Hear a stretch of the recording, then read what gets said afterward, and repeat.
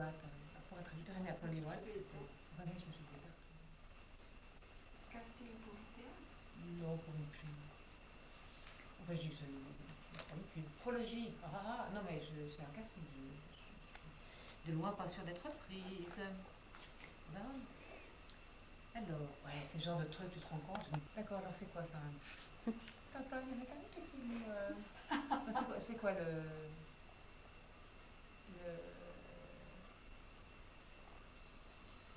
Ah, et oui, au bout d'un moment, c'est pour épargner les piles. Vous n'avez pas vos appels. Les appels sont éteints. Non, mais personne m'appelle à cette heure-ci. Bon, alors, Nursing Tao. Nursing Tao est une technique de guérison. Parce que c'est une technique de guérison, au moment de pratiquer, il faut porter son attention sur deux choses. La première, c'est de rester toujours bien confortable, c'est-à-dire de rester en deçà de tout effort, hein, de la limite de nos efforts, que ce soit des efforts de posture, des efforts respiratoires. Voilà, il faut toujours rester en deçà de façon à ce que les bénéfices puissent se faire. Au moment où on doit se contraindre, les bénéfices de guérison disparaissent. D'autre part, il s'agit de porter son attention car dans ce type de technique-là, c'est en portant son attention sur soi-même qu'on obtient un bénéfice également. Et c'est d'ailleurs la meilleure chose qu'on puisse offrir à son corps et à son esprit, c'est de porter attention à lui. Donc Nursing Tao s'y applique tout à fait.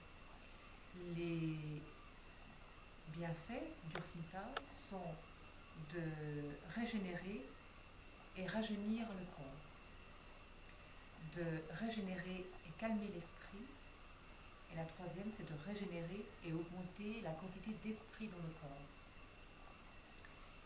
Les exercices qui sont censés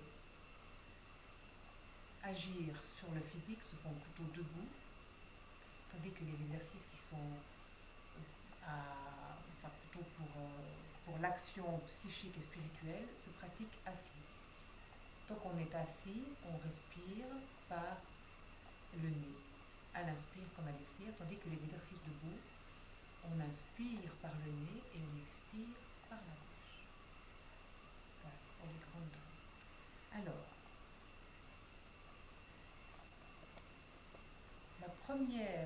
la première chose qu'il convient de faire, c'est de prendre contact avec soi-même dans l'état dans lequel nous sommes, dans le lieu où nous sommes.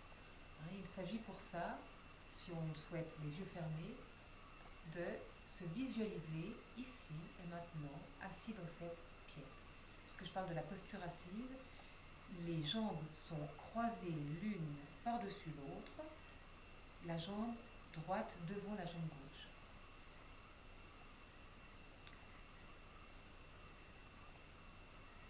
Il s'agit donc de prendre conscience de sa présence ici, ce qui est une façon de laisser au vestiaire tout ce qui a fait notre journée, nos soucis du moment ou nos bonheurs,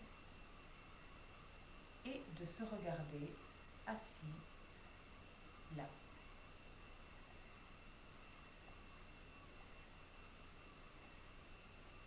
Dans cette position d'écoute, il s'agit petit à petit de capter le mouvement naturel d'oscillation de la colonne vertébrale. Grâce à la respiration calme, qui est généralement traduite par une respiration ventrale, c'est-à-dire le mouvement, c'est le seul mouvement horizontal du corps humain, et se traduit par un dépassement, un mouvement vers l'avant du ventre au niveau du nombril de quelques centimètres au millimètre à l'inspire, et qui revient de lui-même de quelques centimètres au millimètre du côté des lombaires à l'expire. Grâce à cette respiration ventrale, à ce mouvement horizontal du corps, on arrive à sentir le mouvement interne, inné de la colonne vertébrale.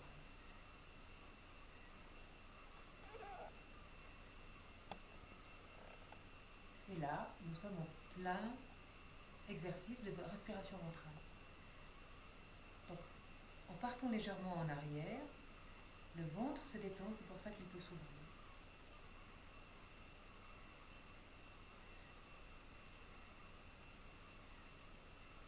Donc là, on retrouve un terme de bien-être, c'est la détente. Ça, c'est la position du tigre au repos qui domine, c'est-à-dire jambe croisée, la jambe droite par-dessous et devant la jambe gauche. Dans cet exercice-là, on va inspirer et expirer par le nez, mais on va inspirer d'une façon un peu plus longue que la phase expiratoire qui sera un peu plus courte. D'autre part, tous les mouvements que nous allons faire vont être initiés par le ventre. En fait, c'est le nombril qui est le moteur des mouvements. Alors, au départ, les deux mains sont en lotus rayonnant, la main droite sous la main gauche. Le troisième doigt, le majeur, étant situé entre l'annulaire et le majeur de la main gauche. Les deux auriculaires touchent le ventre, les épaules sont bien relâchées, les coudes pendent de leur propre poids et les deux pouces se rejoignent. À l'inspire, on monte le lotus rayonnant tandis que le corps se penche légèrement en arrière. Les mains se joignent et à l'expire, redescendent, puis se dissocient, poignet droit par-dessus le poignet gauche, mais distant, ils ne se touchent pas. À l'inspire, la main droite part en patte de tigre, c'est-à-dire légèrement creusée pour la paume et les doigts joints, par devant, le genou droit, puis revient en arrière. À ce moment-là, la main gauche va se situer à la base du fessier gauche. Puis à l'inspire, la main droite refait le même mouvement, tandis que la main gauche avance le long de la cuisse et s'installe. La main droite, elle, passe par-dessus l'aine, elle expire, descend et remonte, tandis que la main gauche vient se poser à la base. À l'inspire suivant, du côté de la main levée, les deux mains vont s'éloigner sur le côté, les deux paumes vont se faire face, et à l'expire, passer devant le pubis. À l'inspire, remonter de l'autre côté, mais les coudes sont parfaitement relâchés, passer devant le quatrième œil, et au sommet de l'inspire, les deux mains restent positionnées comme si elles tenaient une balle céleste, puis à l'expire, elles vont venir se positionner devant le ventre, cette fois-ci, poignet gauche par-dessus le poignet droit. Et on part dans l'autre sens, à l'inspire, petite patte de tigre, à l'expire, revient sur son chemin, et la main droite vient se positionner à la base du fessier droit. Inspire, rétention de souffle, expire. Au sommet de l'expire,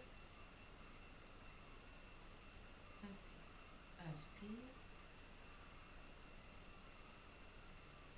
expire. Inspire, inspire, inspire. Sommet de l'inspire, le visage se tourne vers ses deux mains, tourner paume vers paume.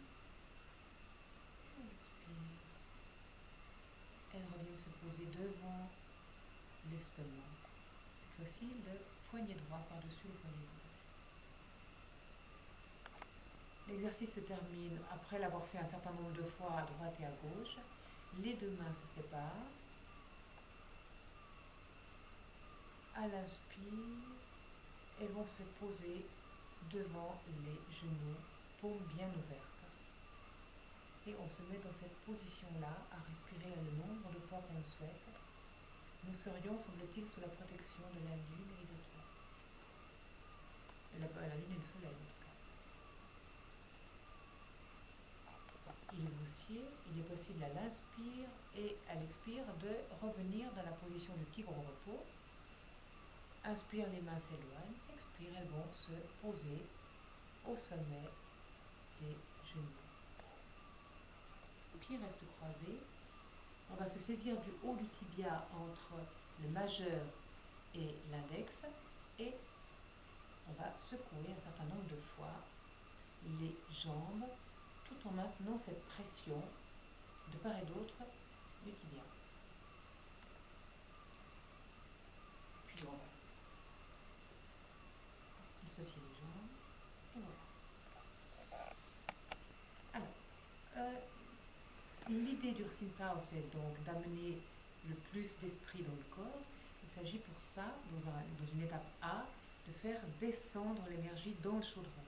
Pour ce faire, on l'a vu, il s'agit de favoriser l'inspire, un long inspire, suivi d'un court expire.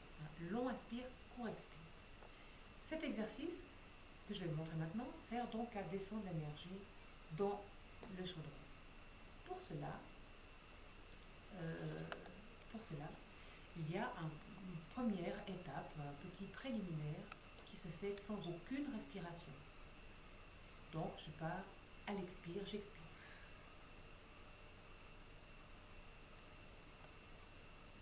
Inspire. Les pulpes des doigts coussinés jusqu'à la paume se joignent au niveau du quatrième œil.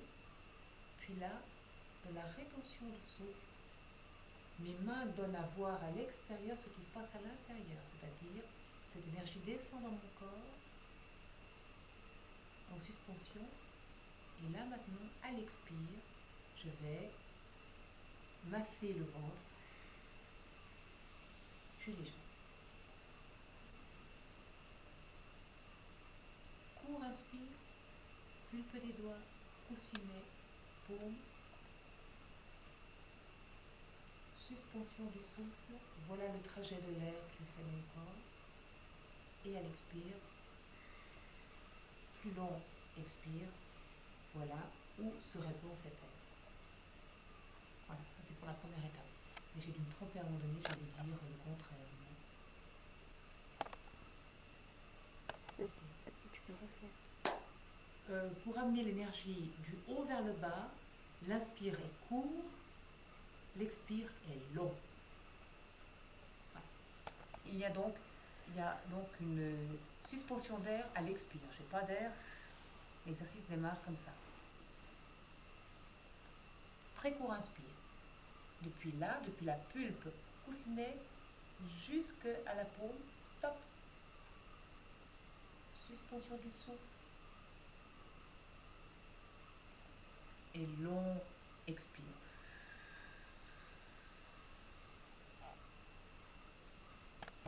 L'énergie, cette énergie céleste qu'on a descendue dans le chaudron, on va essayer de la remonter, histoire de irriguer tout le corps. Donc, au niveau de la respiration, on va faire un mouvement contraire, c'est-à-dire que l'inspire sera très long et l'expire très court. Les mains, une fois de plus, donnent à voir de l'extérieur le trajet de l'air intérieur au corps. Voilà ce qui se passe.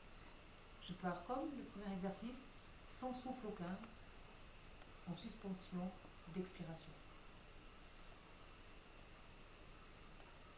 Inspire. Inspire. Et j'inspire encore dans le dos et par-dessus la poitrine et derrière la nuque et par-dessus la tête. Stop.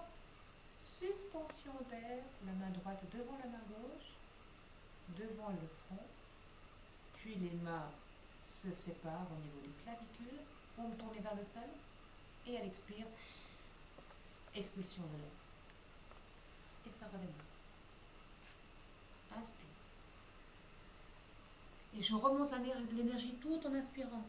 Et j'inspire, j'inspire, j'inspire. La droite devant la main gauche, suspension d'air. Les mains se séparent, clavicule.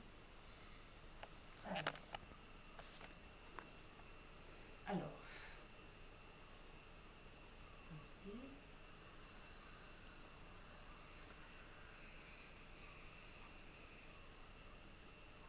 Dans cette position-là, les deux mains vont devenir soignantes, guérissantes. Elles vont se passer de part et d'autre des hémisphères du cerveau, de façon à transmettre leur chaleur, puis